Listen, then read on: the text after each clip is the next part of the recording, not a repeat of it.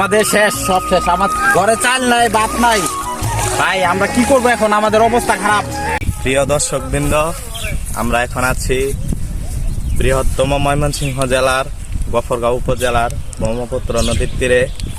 এখানে দেখেন অনেকগুলি চাষাবাদ করা হয়েছিল, তখন কিন্তু এখানে পানি ছিল না।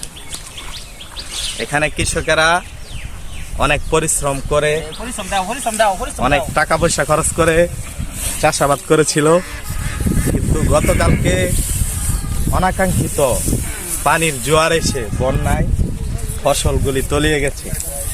এখন কৃষকের মাথায় হাত। আমরা দুঃখজনকভাবে হলেও বিষয়টা দেখতে আসছি। আসেন আমরা দেখাই। ধানগুলি তলিয়ে গেছে। এই যে আমরা দেখতে পাচ্ছি একজন কৃষক, উনি ধান তুলছে। ভাই, আপনি তো অনেক কষ্ট করে ফসলগুলি করছিলেন, এখন অনাকাঙ্ক্ষিত বন্যায় যে আপনার ফসলগুলি তলিয়ে গেছে, আপনার অনুভূতি কিরকম? ভাই আমাদের শেষ, সব শেষ। আমাদের দেখেন, আমাদের ধান, আমাদের যা আছে সব শেষ।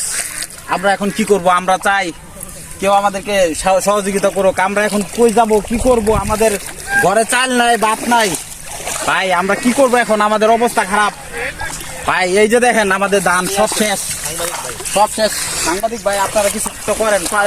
মাননীয় প্রধানমন্ত্রীর কাছে আমরা কিছু সহযোগিতা চাই।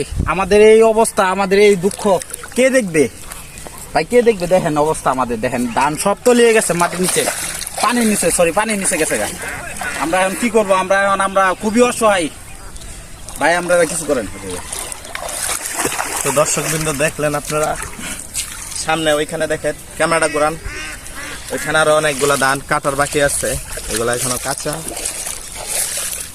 তো আমরা চাইবো যে অসহায় কৃষকদের পাশে বাংলাদেশ সরকার পাশে দাঁড়ানোর জন্য।